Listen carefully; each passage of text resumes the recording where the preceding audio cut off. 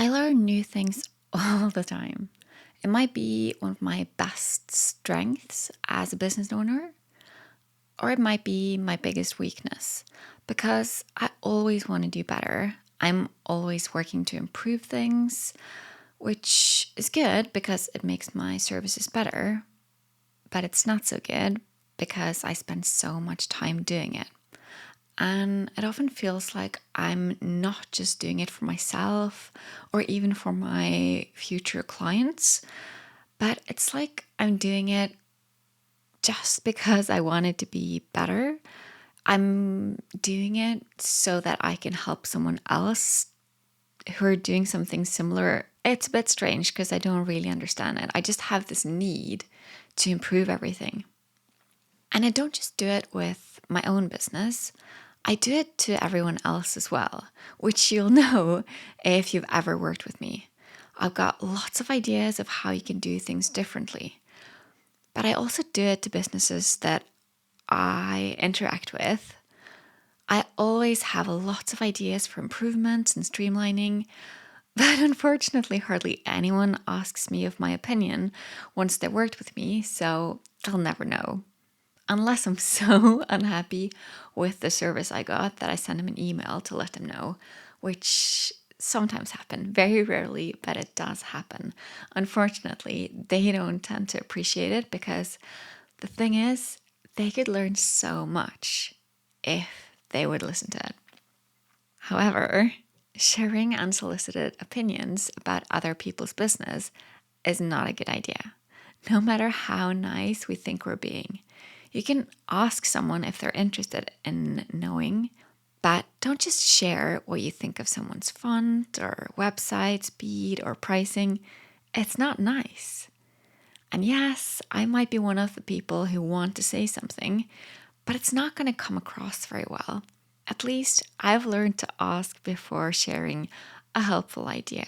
We don't know what someone else's focus is or what someone is going through. And yes, I do want to know how I can improve my business or website or whatnot, but it might not be the right time or place. So asking is always a good idea. Anyway, I might have gone off on a bit of a tangent here. Nothing has really spurred this on. I'm just talking. But my point is, I'm good at improving things. I can always see when something can be done better in my own business as well, but not usually upfront. It most often happens after something has gone wrong or not like I planned or imagined. And in the last year, I've been doing a lot of website designing and I really love it. And I thought I had the flow and the client communication down. And I'm sure you know what I mean. You know, once you've done a certain kind of session enough times that you feel that it should really flow, but then all of a sudden you get questions or situations that hadn't occurred before that wasn't really possible to foresee. I bet that's happened to you as well. And it doesn't really matter if your contract covers you or if you mentioned that something like this can happen or even if it was in a previous email. You want to be so clear about your process and what you need from your client that no one has to wonder. But we're not perfect. Mistakes will happen. And the important thing is to learn from it and make sure that it doesn't happen again. Every time I get a question about something, I'll be sure to add that to my process, whether that means updating a workbook, modifying a contract or email, or even if that means I have to make a course around it. As you know, I don't do as much photography as I used to, but I was planning on making kind of an online course around elopements because so many of my clients had the same kind of questions or made the same kinds of mistakes, even though I'd given them the information beforehand. For example, here in Norway, uh, just getting a bottle of wine or champagne isn't something that you can get in all places.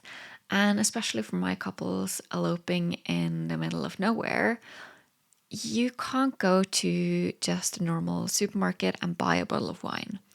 So for my couples, I always inform them that you have to buy your champagne or wine in one of the bigger cities or just get it at the airport. But not everyone read that.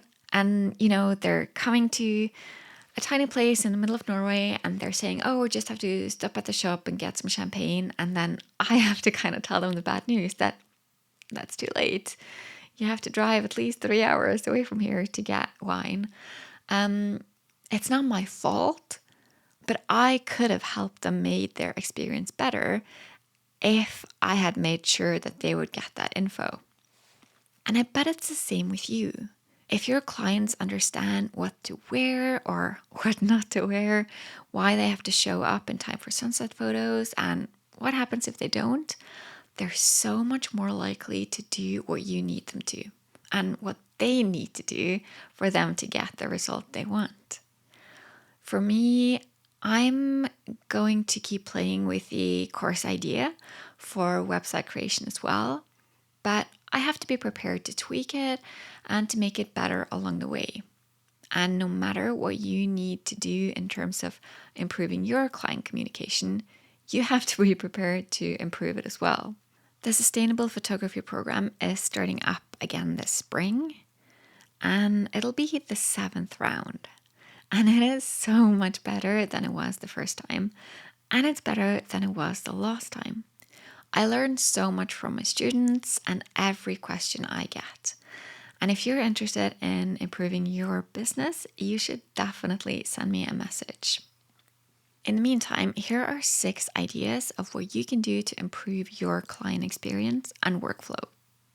First, ask your clients what could have made things better. What would have made it feel better to work with you? And what could have given them a better result? 2, be honest with yourself. Are you promising too much, too soon, too cheap? It's better to give a long deadline than the other way around. 3, make sure your price is high enough for the value you give. If it's not, then you're likely to get annoyed if your clients don't appreciate what you do or when you end up having to work more than you expected. 4, keep your clients up to date with what's going on and what's next. Is it an engagement session, a booking meeting, or product delivery? If you let them know, then they never have to wonder or ask you. 5, think about a time you got exceptional customer service. What made it stand out? And what can you do to make your clients feel the same way? Finally, 6, think about a time you got terrible customer service. Are you sure there's not anything you're doing that could make your clients feel like this? Keep in mind though, no one expects you to be perfect, at least not a client that you want to keep. So be kind to yourself even when a client isn't totally happy. You can learn so much from that. So allow yourself to grow and improve. Focus on building those strong relationships with your clients where you communicate as effectively as you can and you make sure to manage your clients' expectations. When you do that, you can really establish yourself as a trusted and reliable photographer who delivers great results every time.